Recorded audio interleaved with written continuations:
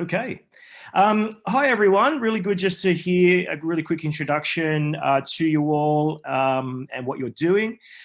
Today is a really action-packed day. There's a lot of content going on. So hopefully you'll get some really great value out of the speakers and the content that you hear today. Just, I guess, to finish up the introductions, I'm Tim Kirkman. So I'm the CTO of Family Property. I'm not a lawyer or a mediator. My role really is around the product, Family Property, if you've used it. So I head up the development, support, training, and everything to do with that. So today, there's going to be a lot of information around all different kinds of aspects of mediation and running a practice. But what I wanted to focus on today is automation, and you will hear some great information on automation also throughout today. The reason for that is automation really is something that can just help you do a lot more with the limited time that you've got.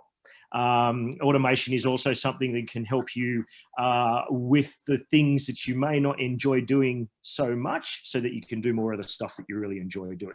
That's really what automation is all about. So what we want to do is just unpack that a little bit today, just to help you identify where you might want to consider using that in the way that you mediate or the practice that you're looking at setting up or currently running.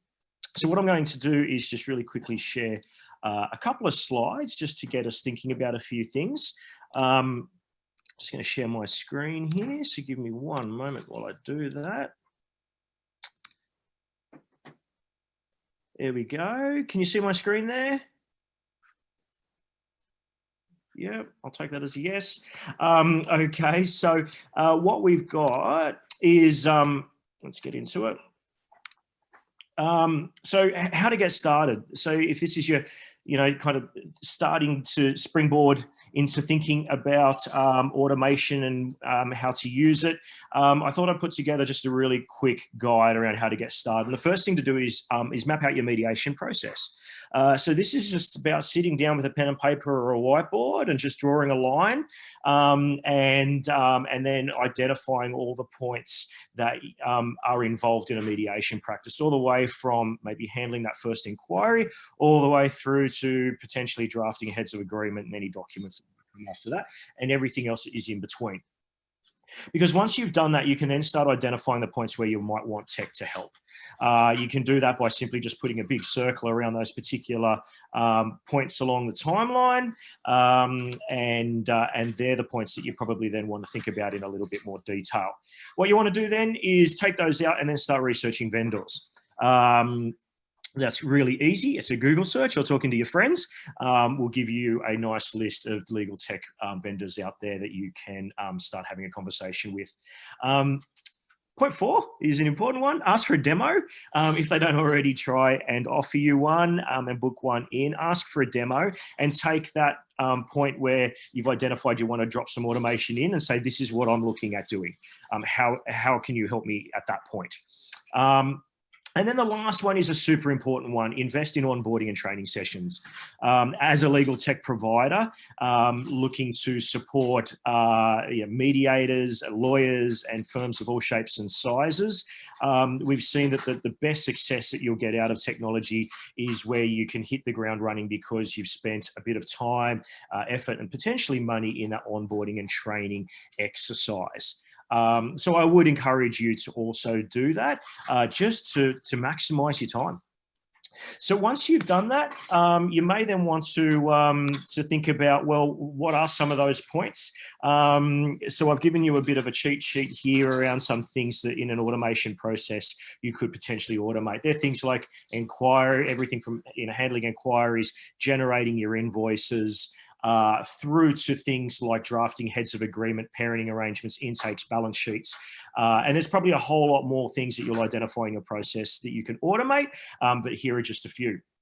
So what I want to do now is really quickly show you how you can actually use Family Property to do a few of these things in that process. So I've highlighted a few that I'm going to show you. If you've seen family property, the first three you're probably a little bit familiar with, but I am going to do it in a really introductory sense. The fourth on the right there is parenting arrangements. So we're going to give you a sneak peek of the new parenting additions to the product today. So you're pretty much one of the first groups of people to see it, and we're going to show you how that can work to put together parenting arrangements and also parenting plans and even parenting orders. So I've got family property up here. The first one that I want to show you is intakes. It's a really important part of the mediation process, is getting information from your clients. So I've set up a matter here. I'm going to really quickly open it and show you how you could potentially use a tool like family property to automate that process.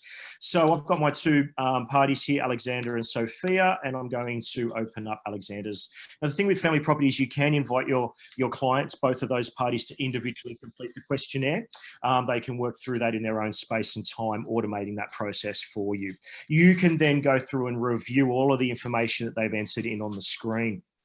So if I launch the questionnaire, I'm not going to go through all of the 10 steps, but you can see that it's broken into 10 stages here. It's a simple form-based experience, really simple questions, and then you click buttons, fill in details. It's the same experience whether it's you or your client that's completing it. And it covers everything from relationship details, are they married or divorced or de facto, whether they got children, living arrangements, income, expenses, assets and super, such as family, home, bank accounts, vehicles, businesses, investments. It's great for simple asset pools, and it can accommodate the most complex ones too.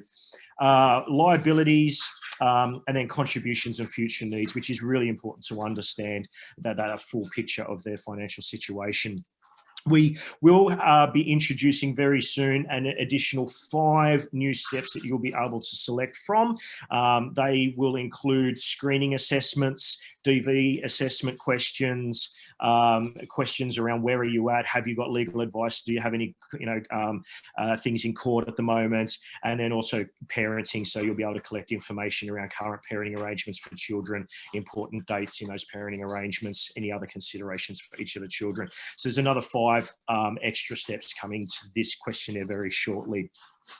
So once you or your client has completed the questionnaire, as I said, you can take your time to complete this. You then can submit that and move on. Family property does help you with document collection and review as well. I'm not really going to spend much time on that. I just want to zoom through this really quickly today and move straight into the next step in the mediation process, which is typically around, getting started in that preliminary conference process, possibly around the balance sheet. And as you can see here, family property automates the population of your balance sheet. So all of that information you've just captured there in the questionnaire goes into your balance sheet. You can see that here. All of this information was filled in. I've got assets and liabilities and superannuation. I can review their personal details and income and expenses and all that other information. It's all there on the screen for me. But what I can do in family property is then start to automate those calculations. So I can sit down with Alexander and then work through what Alexander would like to do potentially. So I can start to understand where he's at, and I can do exactly the same thing with an individual balance sheet with Sophia. So that might be something along the lines of 30 Barker Street, the family home. He might say, look, I'd like to sell it. I need some of that money to maybe buy another property. I've got shares in Telstra, which I'd like to retain. And as you can see, it's a matter of visually working through this with Alexander, just moving these boxes to the left into Alexander's column, or the right into the other side, other party, Sophia's column, or in the middle, which means that we're looking at selling or discharging it. So his vehicle he'd like to keep, and he'd like to keep his antique stamp and coin collection from his mum. He's happy for Sophia to keep her investment unit and her car. There is a mortgage which will discharge, and he has a personal Visa debt credit card which he's happy to retain. And for simplicity's sake, let's say he's happy if they both retain their super. And so within 4.5 seconds, I've just moved boxes around, and I can come down here and then have a look at what that looks like, and I can talk about the impact of that potential proposal with Alexander. So as you can see, you can use these balance sheets individually to work through these kind of scenarios with your clients on the screen. We also have a neutral balance sheet, which brings both of the numbers together into a collaborative environment so that you can bring them up on the screen, and then it's going to highlight for you in green and red where you agree and where you disagree on things, so that you can then zero in on the things that you need to talk about and then bring them into resolution on the screen by aligning the numbers or the proposals. Now, as I've shown you, one way that you can get the information and collect the information is using the questionnaire, but we have also introduced a new smart form very recently, which if the parties are legally represented, you could potentially send to the party's lawyer for them to complete. So I'm going to head over to our smart forms library here, and we've got what you call a case outline. I can get a shareable link for that. I'm just going to copy this. Paste this into a new window here. So I've now sent this to the lawyer for Alexander and asked him or her to fill it in. So this is the case outline for Alexander Miller. And as you can see here, it's the typical information that you would expect from a lawyer. It's the typical information that a lawyer would probably expect to send to you. The idea, though, is to get this information out of a rushed letter or an email at 11 o'clock at night the day before, and provide it to you and them in a really easy way. So it's things about, you know, dates of marriage, if it's applicable, dates of cohabitation and separation, occupation, income, children. They can quickly and easily fill this in, as you can see. And then importantly, things like the balance sheet, assets, liabilities, super, they can fill in the details for each of these. As you can see, you've saved them a lot of time. It's automatically populated part of this form from the information you as a mediator have already filled in. But if you haven't done any of that, it's fine. They can start from scratch. And then down below here, this consideration section allows the lawyer to provide a little bit of detail to you around, I guess, the position that they may want to come into the mediation with, so they can comment on the factors and percentages and things if they want to, providing you with that information on that party's proposal. And then they can simply submit that to you. They can download this in Microsoft Word for their own records. But the great thing about this is that it will then automatically update the balance sheet and the information that you see on the screen with the information provided by the lawyer. You don't need to double handle anything. It just automates that process for you. So, so that's the second way that you can get and start collecting information. You can use the intake questionnaire with your clients, and you can use that smart form if the parties are legally represented to collect that information from the lawyers. So there's a few different ways, hopefully, just to give you a little bit of taste of how you can use technology in your mediation process. I like to say with things like family property and any technology, use the pieces that you want to. You can use the intake questionnaire, you can use the balance sheets, you can use these smart forms at the points where it makes sense. Family property and any technology is not about trying to change the way that you practice, change your process. It's about complementing and supplementing those processes. So the last thing that I want to show you in the time that I've got left is something new that's coming, which is the parenting aspect of the product. So you'll see soon, hopefully, a new parenting tab. This is my little development environment. You won't see this in family property yet. But if you click on this, you'll have three options. One is the parenting schedule. You could then convert this parenting schedule into a parenting plan and then also parenting orders. These will be Word documents that will be completely drafted for you around the parenting arrangements that you've designed on the screen. So basically how it works is I can already see the children. We've collected that information already through the questionnaire. They're here, 3 children, 8, 5, and 10. You'll be able to also define a parenting arrangements for all of the children, but you'll also be able to put in specific parenting arrangements for each child where appropriate.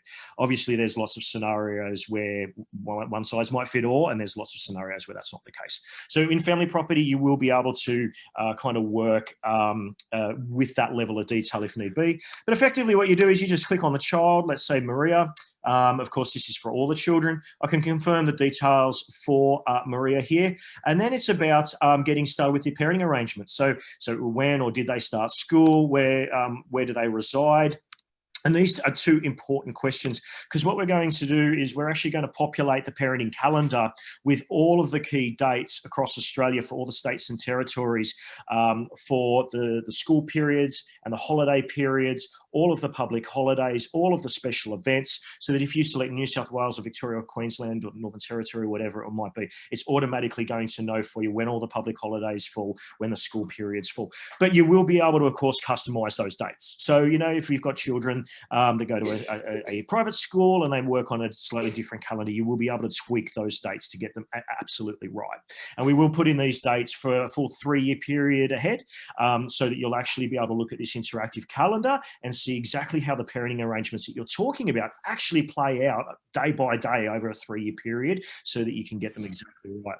We are looking at doing things like, as well, like exporting this to people's calendars, so they'll be able to get them on their iPhone or their Android devices, and things like that. And so what you do then is you just define what the general schedule looks like: alternating weeks, alternating weekends, or some special period where it might be they've got the children on Monday, Wednesday, Friday each week.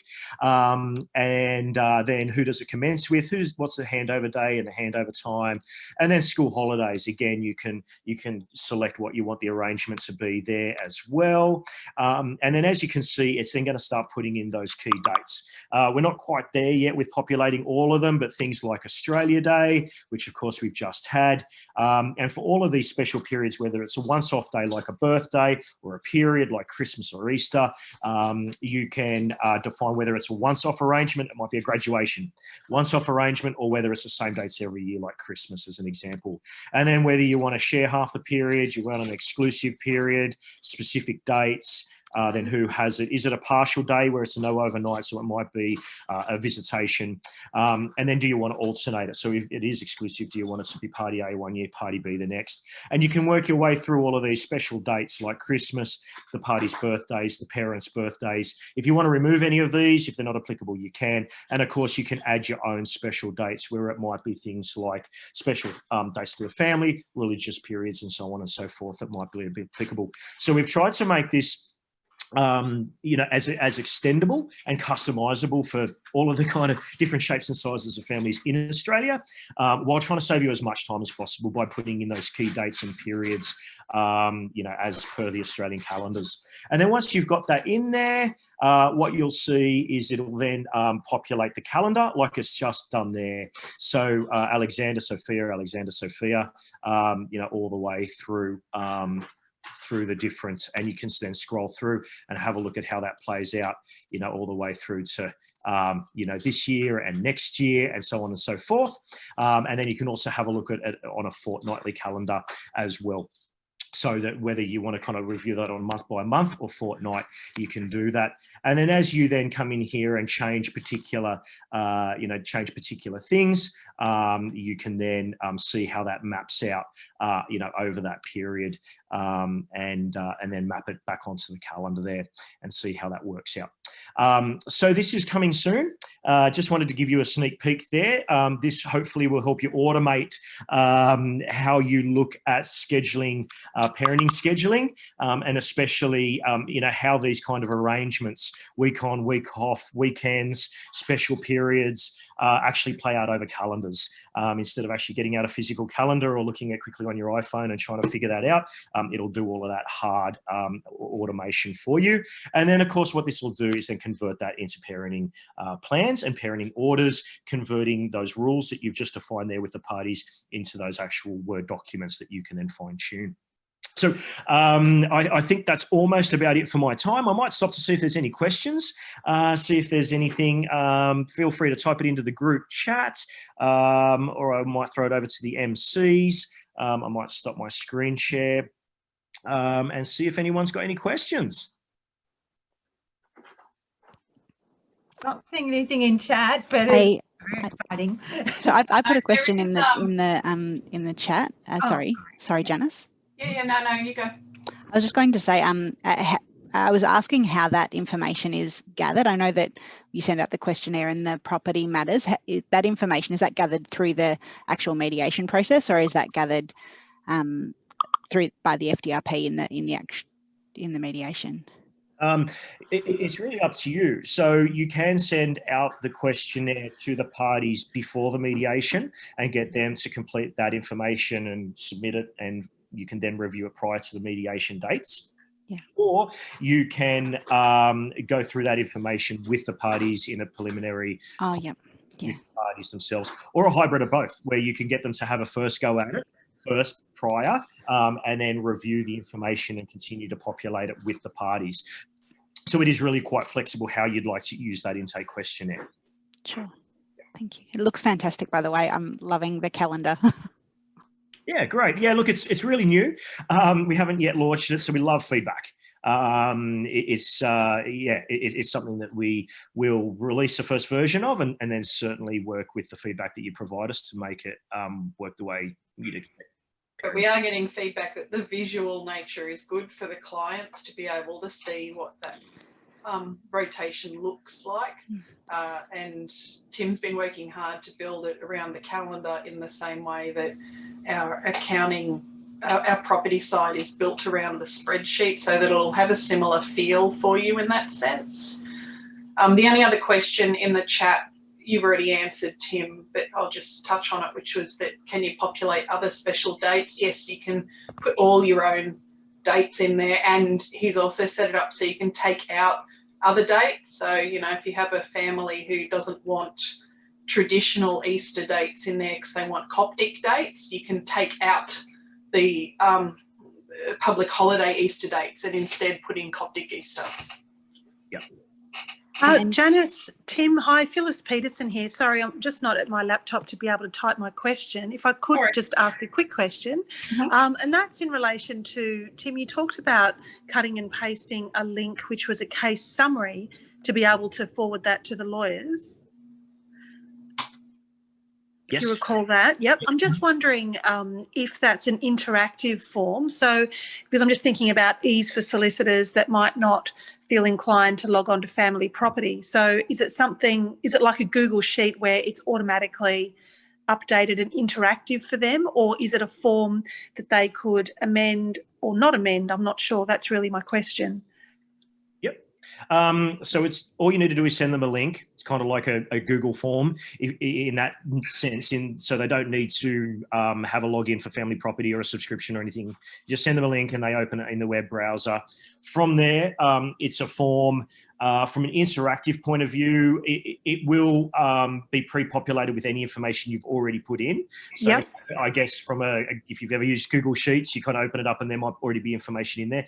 Our smart form will work the same way. So if you've already spent time with the party collecting their information on assets, liabilities, super fund, and you want to send it to the lawyer to confirm that details, yes, that information will automatically appear in the form for the lawyers to save them a whole lot of time. And then once they submit that form, so all they need to do really is just fill in a form and click submit. Amazing. And then once they do that, that information that they have filled in there will then flow back and automatically update in your balance sheet you see on your screen. So it is interactive from that point of view. You do your piece, they do theirs, and then it's back to you again. That's an incredible thing. Thank you. That's just awesome, because it's just going to be so easy for them, and everyone knows. Brilliant. Thank you. Excuse me off camera as well. I'm just doing 1,000 things at once. They can also download the information they put in as a Word document, which is really important because obviously they need to keep file notes on things. So some people are hesitant on filling in a form online because they feel like then the information goes and disappears. They can download that information that they filled in as a Word document and then upload it into their practice management system. Awesome. Thank you. Great. I think I'm at 10, so I might leave it there. I will be around all day. So if there are other questions, I can answer them offline or fit them in and around the other things that we've got. But thanks, everyone. Or you can type them into the chat. Yeah. I'll hand it back over to the team. Okay. Thanks, Tim. Now we're going to hear from Joanne. I'm going to talk